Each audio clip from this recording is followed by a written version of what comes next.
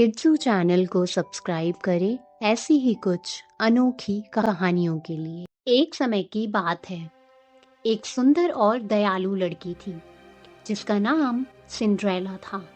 उसकी माँ के गुजरने के बाद उसके पिता ने एक दुष्ट महिला से शादी कर ली जिसकी 2 बेटियां थीं।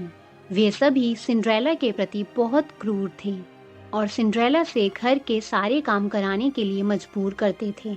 एक दिन राजा ने एक शाही नृत्य का आयोजन किया जिसमें राज्य के सभी अविवाहित लड़कियों को आमंत्रित किया गया था।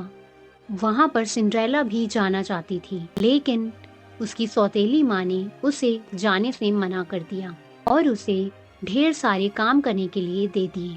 सिंड्रेला बहुत दुखी थी, लेकिन अचानक से उसकी परी माँ प्रकट हुई और उसने सिंड्रेला की मदद करने का फैसला किया। उसकी माँ ने एक कद्दू को एक सुंदर गाड़ी में परिवर्तित कर दिया, चूहों को घोड़ों में और छिपकलियों को नौकरों में बदल दिया।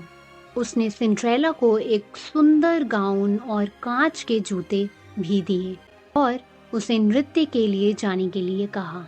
लेकिन उसकी माँ ने एक शर्त भी रखी कि उसे 12 बजे से पहले वापस घर लौटना होगा और अगर वो ऐसा नहीं करती तो उसकी सारी सुंदर चीजें अपना असली रूप ले लेंगी।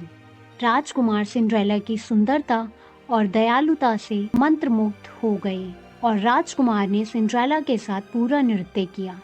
लेकिन जैसे ही मध्य रात्रि की घंटी बजी, सिंड्रेला को अपनी परी माँ की चेतावनी याद आ गई और सिंड्रेला वहां से भाग गई।